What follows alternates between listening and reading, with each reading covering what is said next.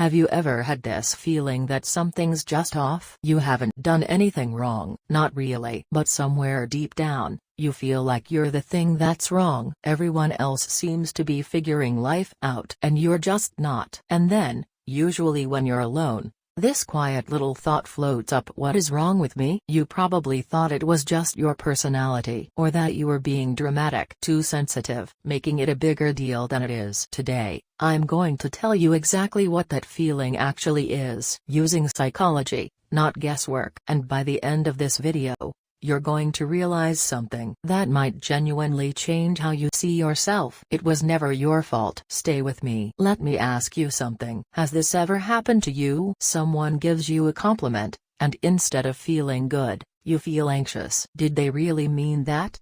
Or were they just being polite? Or things finally start going well in your life, and instead of enjoying it, your brain whispers, when is this going to fall apart? Or maybe you keep people at arm's length, because if they really got to know you, they'd be disappointed. Look, this isn't just low self-esteem. This is something deeper. In psychology, there's a name for it. It's called shame-based identity. It's not the feeling that you did something bad. It's the feeling that you are something bad. And once you see where that feeling comes from, you can't unsee it. So here's the first thing you need to know. Guilt and shame are not the same thing. They feel similar on the surface, but the roots are completely different. Guilt says, I did a bad thing. Shame says, I am a bad thing. One word changes, just one. Did versus am. But that one word changes everything. Guilt makes you fix what you did. Shame makes you hide who you are. And here's where it gets serious. When a kid experiences shame over and over again, their brain doesn't process it as a feeling. It processes it as a fact. Because kids can't regulate their own emotions yet, they look outside themselves to figure out reality. So when a child gets angry and gets ignored when they cry and get old, stop being so dramatic when they do something good and nobody notices, their little brain quietly draws a conclusion. My feelings are wrong. I'm wrong. And this is the part most people miss. It starts with what I did was wrong. Then it shifts to what I feel is wrong. And eventually, it lands on I am wrong. From action, to emotion, to identity. And it happens so gradually, you don't even remember when you started believing it. Psychologists call this a core belief, a deep, hardwired story your brain treats as truth. And here's the wild part. Logic can't argue with it. Evidence can't break it. Someone could tell you, hey, you're doing great. You're enough. And your brain just deflects. They don't really know me. Why? Because your brain is wired to recognize what's familiar as what's true. And if shame became familiar early enough, shame starts to feel like the truth. But here's something most people never realize. This whole pattern? It actually started for a really smart reason. When a child grows up in a home that's unpredictable, emotionally chaotic, cold, inconsistent, their brain has to choose between two terrifying conclusions. Option 1, the world isn't safe. Option 2, something is wrong with me. And almost every time, the brain picks option 2, because option 1 means you're powerless. The world is dangerous and you can't do anything about it. That's pure terror for a child. But option 2? Option 2 has hope baked into it. Because if I'm the problem, then maybe if I change, things will get better. So the kid blames themselves, not because they're broken, because it was the only way to feel any sense of control. It was a survival strategy. A brilliant one, actually. The problem is, that strategy doesn't expire. It just grows up with you. Quick pause. If any of this is hitting close to home, just drop a me too in the comments. I want you to see how many people are walking around feeling exactly the same way. Now stay with me, because this next part is where it really clicks. So how does this shame-based identity show up when you're an adult? The first way is something called the inner critic. There's this voice in your head that's always watching, always judging. You can't even do that?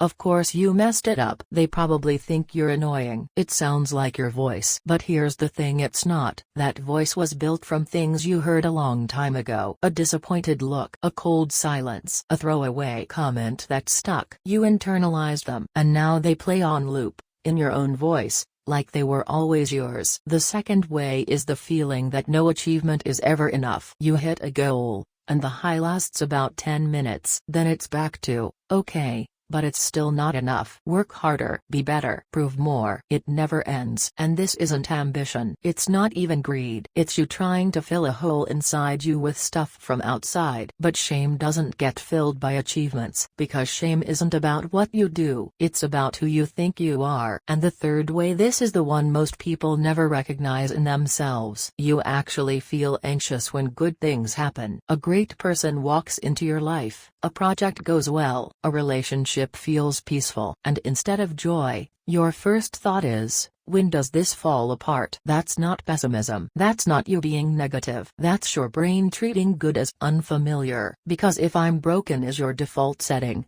then anything good feels like a glitch in the system. So how do you actually change this? The first thing is learning to tell shame and guilt apart. The next time that heavy feeling shows up, ask yourself one question. Am I feeling bad about something I did?